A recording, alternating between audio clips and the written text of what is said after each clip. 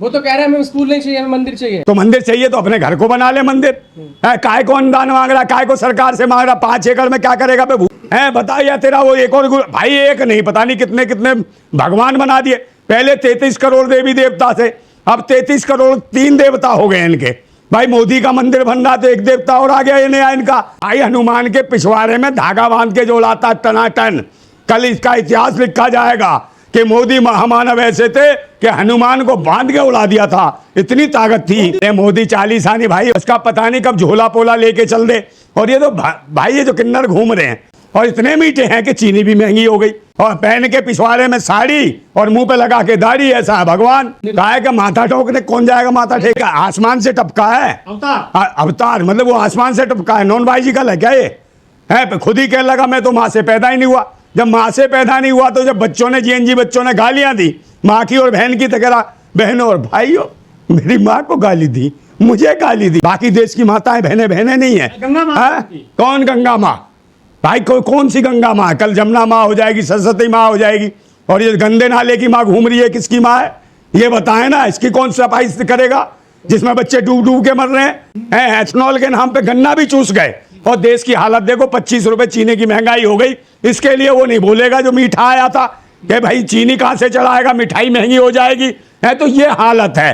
तो इनकी जरूरत है, देश के जो युवा जीएनजी हैं और जो बच्चे जो नए नए आ रहे हैं अभी जैन अल्फा, वो निश्चित रूप से इनके पिछवाड़े में डालेंगे कुल्फा। देखिए नक्सलवाद तो कुछ नहीं है, सरकार डरी हुई है, क्योंकि अब लोग बाग इनसे कहीं ना कहीं अपने जो अधिकार हैं, चाहे देश का जीएनजी हो चाहे जैन अल्फा हो, जब छोटे छोटे बच्चे जागरूक हो गए और सरकार से सवाल करने लगे हैं। और हालात यही थे कि 20 जुलाई के दिन जिस प्रकार माहौल हुआ, संसद की ओर घेराव हुआ, तो भाई यही मोदी जी भाग गए संसद के पिछवाड़े से पीछे, ऐसे भागे डर के मारे कि 22 दिन तक तो ये संसद भवन में नहीं घुसे।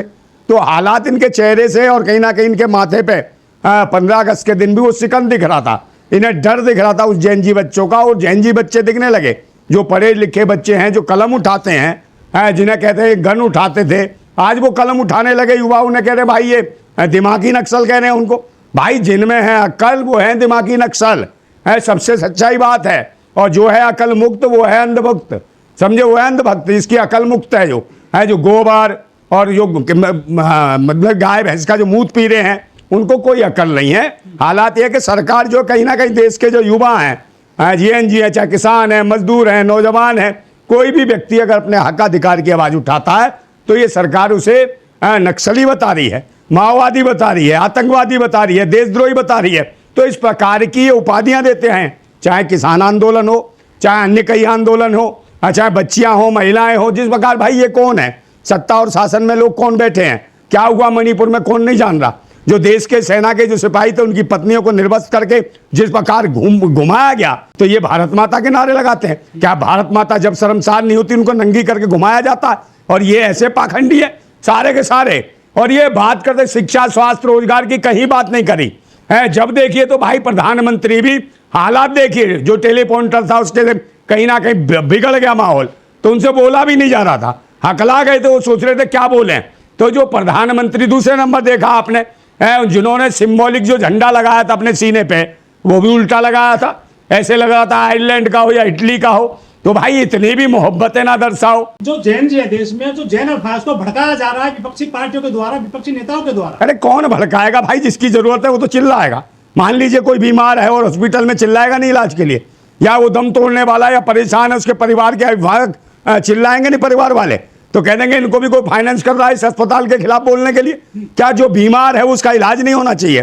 क्या जो अशिक्षित है, जो पढ़ना चाहता है, उसको शिक्षा नहीं मिलनी चाहिए? मगर हालात ये है कि इन्हीं के शासन में प्रधानमंत्री बोलते उस प्राचीन दीवार से कि हमने 1.5 लाख स्कूल बंद कर दिए सरकारी, क्यों नहीं बोल पाए? सच्चाई बताने में क्या दिक्कत है? मगर इन्हें मंदिर चाहिए। और दूसरे नंबर मस्जिदों के पीछे पड़े हैं, मदरसों के पीछे पड़े हैं।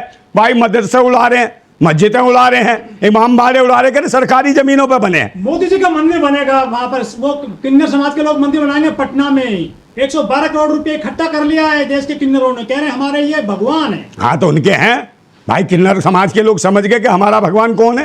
तो भाई वो समझ जाते हैं कि भाई कौन है। गन्ना महंगा नहीं हुआ है किसानों का। कौन है भाई? गन्ना कहाँ से महंगा होगा? गन्ना भाई किसानों को तो मारना है ना उन्हें। किसानों को कौन सी लागत मेहनत का दाम दिया? कौन सा एमएसपी का रेट दिया है? किसान तो मर रहा है। मगर भाई उसी गन्ने को जूस के को है ये पेट्रोल के भाव में बेच रहा है नितिन गडकरी। इसके लड़के की कंपनियां बन रही हैं पूरा का पूरा गन्ना चूस के। और कहीं ना कहीं जो व्यापारी मंडल है इनका है, जो बनियों का जो व्यापारी मंडल है, जो आरएसएस के लोग हैं, ये जमाखोर हैं। ये 25 रुपए चीनी पे बुला दिए हैं। कौन भगवान मान रहा है? मोदी जी को। अरे लोग आरती, अरे भाई वो आरती उतार, ये सब आरएसएस के वो कीड़े हैं। जिस प्रकार इनका वीर सावरकर था जो माफी घोर था, और इनका महामानव एक वो था नाथूराम गोडसे, जिसने महात्मा गांधी जो पहला आतंकवादी, पहला देशद्रोही देश का। क्यों जा रहा? क्या है मोहन भागवत? कॉन्फ्रेंस करेंगे वहाँ। कौन है? सांसद है, विधायक है, मंत्री है, क्या है ये? बताओ इसकी कौन सी पार्टी रजिस्ट्रेशन है? कौन सा संगठन रजिस्ट्रेशन है? कौन ये आतंकवादी संगठन है इसका? है क्या ये आतंकवादी नहीं है, देशद्रोही नहीं है? जो धर्म मजहब और जात पात के नाम पर भी विधायिका के साथ क्या किया, जयदेवी के साथ क्या हुआ, जयदेवी पासी के साथ है, उसका पति भी सांसद मंत्री केंद्रीय मंत्री रहा, उसको भाई मंदिर में उसी ने अनुदान दिलाया अपने विधायक फंड से 1.5 करोड़ रुपए, और उसके बाद उसकी हालत क्या करी है? तो मैं तो कहता हूँ भाई वो तो खुद बेशरम है, उसे डूब के मर जाना चाहिए। खड़गे साहब का शुद्धिकरण कर दिया वहाँ तो उत्तराखंड में, आप उनकी बात कर रहे हो। भाई तो शुद्धिकरण तो होगा ही इनका। और ये बात कर रहे हैं कि आरक्षण हटाओ, आरक्षण हटाओ। भाई आरक्षण कहाँ से हट जाएगा? पहले नंबर तो भाई सामाजिक स्तर पर ही आरक्षण मिला हुआ है। जब तक सामाजिक स्तर पर भेदभाव और इस तरीके का ऊंच नीच होगा तब तक आरक्षण की व्यवस्था जरूरी है। और जब तक समान अधिकारों की बात है, जब को सब इंसान को इंसान नहीं समझा जा रहा, तो फिर कैसा आरक्षण विरोधी बन रहे हो? भाई EWS का कोटा खा के 10% पी रहे हो, सुदामा आरक्षण, तुम्हें शर्म नहीं आ रही? और दया दान दक्षिणा के नाम पे भीख मांगते हो, है तब तुम्हें शर्म नहीं आ रही? मंदिरों का सारा एक अधिकार तुमने ले रखा पाखंडियों ने, है तो ये जनेऊधारी कौन है? तो ये सारे के सारे कहीं ना कहीं आतंकवादी लोग हैं, और वही मंदिर की बात कर रहे हैं। नहीं तो 40 पढ़ के क्या करेगा भाई? ये मंत्र भी तो जरूरी है मोदी का। कौन है नक्सली? भाई ये सारे आतंकवादी हैं, देशद्रोही हैं। इनके ना बीवी ना बच्चे, सारे रणुए हैं, और सारे छिनरे लुच्चे लफंगे हैं सारे के सारे। इनकी बताओ फैमिलियाँ कहाँ? इन्हें कैसे पता चलेगा कि बच्चों की क्या जरूरत है, बच्चों कैसे शिक्षित कराया जाए?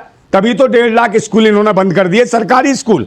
और सरकारी स्कूल बंद होने से किसके साथ परेशानी है? उन्हीं दलित, पिछड़े, आदिवासी और माइनॉरिटी के बच्चों के, जो मेहनत कश लोग हैं, मजलूम लोग हैं, गरीब हैं, जो शोषित है, वंचित है, उनके बच्चों को कहीं ना कहीं पीछे धकेला जा रहा है। और ये कह रहे कि भाई आरक्षण खत्म करो। जब बच्चे पढ़ ही नहीं पाएंगे तो आरक्षण की व्यवस्था कहाँ से पाएंगे? लेकिन जो जैन अल्फा है, जैन से वो स्कूलों में आंदोलन करने लगे हैं, रोजाना ताला लगा देते हैं किसी भी स्कूल में, या थाने में चले जाते हैं वो। हाँ तो भाई जाएंगे। अब तो देखो, हमने देखा महोबा में किस प्रकार पुलिसकर्मी बच्चों के साथ बदतमीजी कर रहे थे, उनको लाते मार रहे थे।